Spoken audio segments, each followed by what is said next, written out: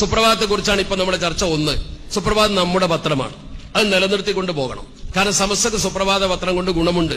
അതുകൊണ്ട് തന്നെ നമ്മൾ ആ പത്രത്തെ പ്രോത്സാഹിപ്പിക്കുകയാണ് വേണ്ടത്. പക്ഷേ ആ പത്രത്തെ പ്രോത്സാഹിപ്പിക്കുമ്പോൾ അതിനൊരു പോളിസി ഉണ്ട്. ഇതാണ് സുപ്രഭാതത്തിന്റെ പോളിസി. ഈ പോളിസിയിൽ പ്രധാനപ്പെട്ടത് ഞാൻ വായിക്കാം, ബന്ധപ്പെട്ടത് ശ്രദ്ധിച്ചോളൂ. സുപ്രഭാതത്തിന്റെ പോളിസി തന്നെ 1, 2, 3. മൂന്നാമത്തെ പോളിസി, 1, 2 വായിക്കേണ്ട ആവശ്യമില്ല, വേണേ വായിക്കാൻ സമയം കളയേണ്ട, അത് പൊതുകാര്യങ്ങളാ. മൂന്നാമത്തെ പോളിസി, മുസ്ലിം ലീഗിന് മറ്റു പാർട്ടികളെക്കാൾ പരിഗണന നൽകണം.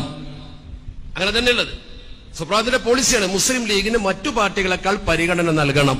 അതെന്തുകൊണ്ടാ? നേരത്തെ പറഞ്ഞ ഈ അടിസ്ഥാനത്തിൽ തന്നെ. നാലാമത്തേത്, മറ്റു രാഷ്ട്രീയ പാർട്ടികളോട് വിഷയാധിഷ്ഠിതമായ നിലപാട് സ്വീകരിക്കാം. വിഷയാധിഷ്ഠിത നിലപാട് സ്വീകരിക്കാം. പിന്നെ അഞ്ചാമത്തേത്, രാഷ്ട്രീയ പാർട്ടിയുടെ വാർത്തകൾ സമത്വയുടെ നയത്തിനനുസരിച്ച് കൊടുക്കാം. ആരുടെയും വാർത്തകൾക്ക് വിലക്ക് കാണേണ്ടതില്ല. അപ്പോൾ രാഷ്ട്രീയ പാർട്ടിയുടെ വാർത്ത കൊടുക്കുകയാണെങ്കിൽ സമത്വയുടെ നയത്തിന്റെ അപ്പുറമാണെങ്കിൽ കൊടുക്കണ്ട. ഇതൊക്കെ നിങ്ങൾ വായിച്ചു മനസ്സിലാക്കണം. പിന്നെ 9ാമത്തത്, ഫാഷിസവും ഭീകരവാദവും തീവ്രവാദവും വർഗീയതയും ശക്തമായി എതിർക്കപ്പെടണം. ഇപ്പൊ ഈ പാലക്കാട് പരസ്യം കൊടുത്തത് ഇതിന് അനുകൂലമാണോ അല്ലേ? ചിന്തിക്ക്. പോളിസിക്ക് അനുകൂലമാണോ? പോളിസിക്ക് അനുകൂലല്ലേ? നിങ്ങൾ ചിന്തിക്ക്. 10ാമത്തത്, ന്യൂനപക്ഷ പിന്നോക്ക ദളിത് വിഭാഗങ്ങളുടെ ശാക്തീകരണം പ്രധാന ലക്ഷ്യങ്ങളിൽ ഒന്നാകണം. ആ ശാക്തീകരണമാണ് ഇപ്പൊ മുസ്ലിം ലീഗ് നിർവഹിച്ചുകൊണ്ടിരിക്കുന്നത്. അപ്പൊ അതിനെ തകർക്കുന്ന തരത്തിലുള്ള സമീപനം നമ്മുടെ ഭാഗത്തുണ്ടാകുന്നത് ശരിയല്ലല്ലോ. അത് ലീഗിന് വേണ്ടി പറയല്ല, ഇതുണ്ടാക്കിയ ഉസ്താദുമാരെ പോളിസി എങ്ങനെയാണ്. പിന്നെ 12, മതമൈത്രിക്കും ദേശീയ അഖണ്ഡതക്കും ഊന്നൽ നൽകണം. ഇതിന് വിഘാതമാകുന്ന ഒന്നും സുപ്രഭാതത്തിൽ ഉണ്ടാവാൻ പാടില്ല. മതമൈത്രിക്ക് വിഘാതമാണല്ലോ പാലക്കാട് പരസ്യം, അത് മതമൈത്രിക്ക് വിഘാതമാണ്. തീർച്ചയായും അങ്ങനെ വിലയിരുത്തപ്പെട്ടു. പിന്നെ മുസ്ലിം സമുദായത്തിലെ അവാന്തര വിഭാഗങ്ങളെയും കാന്തപുരം ഗ്രൂപ്പിനെയും പ്രൊമോട്ട് ചെയ്യരുത് എഴുതിയിട്ടുള്ളത്. എന്നാൽ അവരുടെ വാർത്തകൾ തമസ്കരിക്കേണ്ടതില്ല. 20ാമത്തെ, സ്ത്രീകളുടെ ആഭാസകരമായ ഫോട്ടോ പാടില്ല. അങ്ങനെ കുറെ നിർദ്ദേശങ്ങൾ വരുന്നുണ്ട്. ഇതിന് മുസ്ലിം ലീഗിനെ കുറിച്ച് എന്ത് പറഞ്ഞു, മുസ്ലിം കൂട്ടായ്മയെ കുറിച്ച് എന്ത് പറഞ്ഞു, നിങ്ങൾക്ക് ബോധ്യമാണല്ലോ. ഇത് നമ്മൾ വളരെ വ്യക്തമായി ആ രീതിയിലാണ് കാര്യം ചെയ്യുന്നത് എങ്കിൽ ഒരു കുഴപ്പമില്ല. ഇതിന്റെ പശ്ചാത്തലത്തിലാണ് പൊന്നാനിയിൽ ഇലക്ഷൻ നടക്കുന്ന സമയത്ത് ഇലക്ഷനിൽ ടീം സമസ്ത പൊന്നാനി എന്ന പേരിൽ ഒരു സംഘമുണ്ടാക്കി സമത്വയുടെ പേര് പറഞ്ഞ് വീട് കയറിയും ഫോൺ ചെയ്തും പോസ്റ്റർ ഇറക്കിയും പ്രചരണം നടത്തി.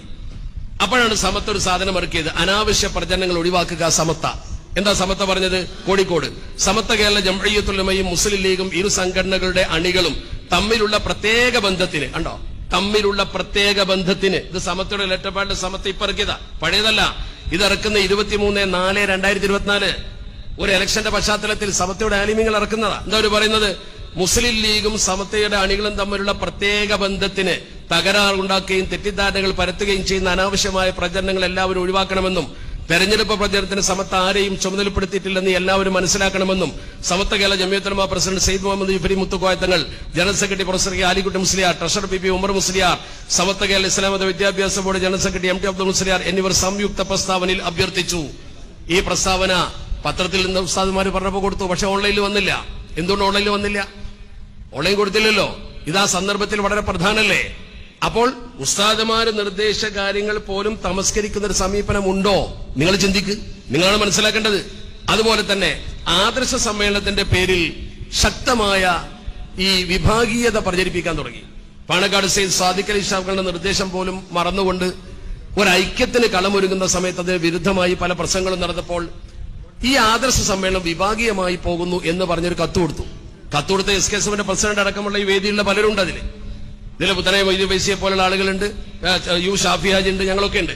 അത് ജനങ്ങൾക്കിടയിൽ പ്രചരിപ്പിച്ചുകൊണ്ട് വളരെ മോശമായ ഇമേജ് ഉണ്ടാക്കി. ഞങ്ങൾ ആ കത്തിൽ അന്ന് പറഞ്ഞെന്താ, സമത്വ കൊടുത്ത് ഈ കാര്യങ്ങളൊക്കെ വിശദീകരിച്ചിട്ടുണ്ട്. അതിനാൽ സമസ്ത ലീഗ് നേതൃത്വം കൃത്യവും വ്യക്തവുമായൊരു തീരുമാനം കൈക്കൊള്ളുന്നവരെ ആദർശ വിശദീകരണം എന്ന പേരിൽ നടക്കുന്ന വിഭാഗീയതാ വേദികൾ നിർത്തിവെക്കാൻ മുഷാവർ ആവശ്യപ്പെടണമെന്നാണ് പറഞ്ഞത്.